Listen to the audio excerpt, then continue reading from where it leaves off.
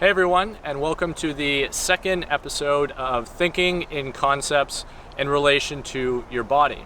In today's video, we're going to discuss rhythm.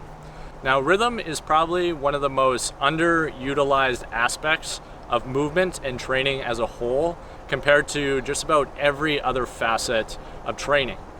What is interesting about rhythm is some people inherently have it. They are typically quite good at dancing, and some people inherently don't. So it's really important that if you don't have rhythm, to train it, and if you do have rhythm, to make sure that it is a integrated rhythm.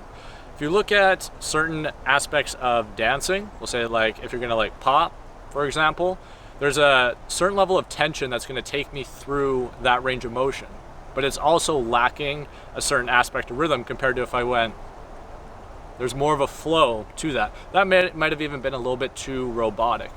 The intent though is to try to find kind of the sweet spot between how much raw tension I have in my body relative to the rhythmic sequence that my body is going through. So what's good about this is if you can inherently do it, then you can more or less jump into more dynamic motion. But if you don't, then I would suggest utilizing a tool such as a kettlebell or a dumbbell. You can even use a club where you're gonna get more leverage point from. So an example of too much tension would be me going like this, where I'm so rigid that I'm not allowing any type of rhythm to be created. On the contrary to that, I can also have almost too much lax in my body where I'm not incorporating really anything, where my body's just kind of going everywhere and I'm just trying to follow it, right? And the intent is to, again, kind of harmonize those. So I'm not just Mr. Roboto, but I'm also just not loosely throwing my body through space. When you think of someone who moves really well, like a high-level athlete, a really graceful dancer, they have that tuned very, very finely. So when it comes to incorporating rhythm into your training, think about tools that you can utilize to do so. There's some videos on this channel that you can check out that will actually take you through how to incorporate rhythmic motions into your training program.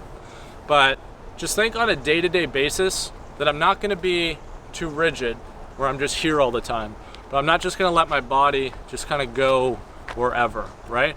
We want to, again, synchronize those two systems as closely as we can. So we've covered ground tension, we have covered rhythm.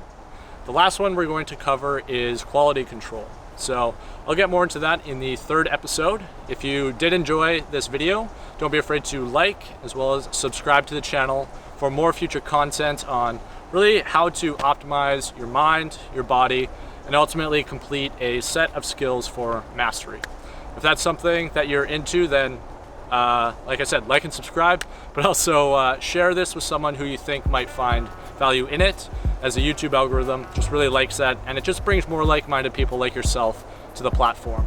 So until next time, make sure you are prioritizing and then you are optimizing. I'll catch you in the next one. Peace.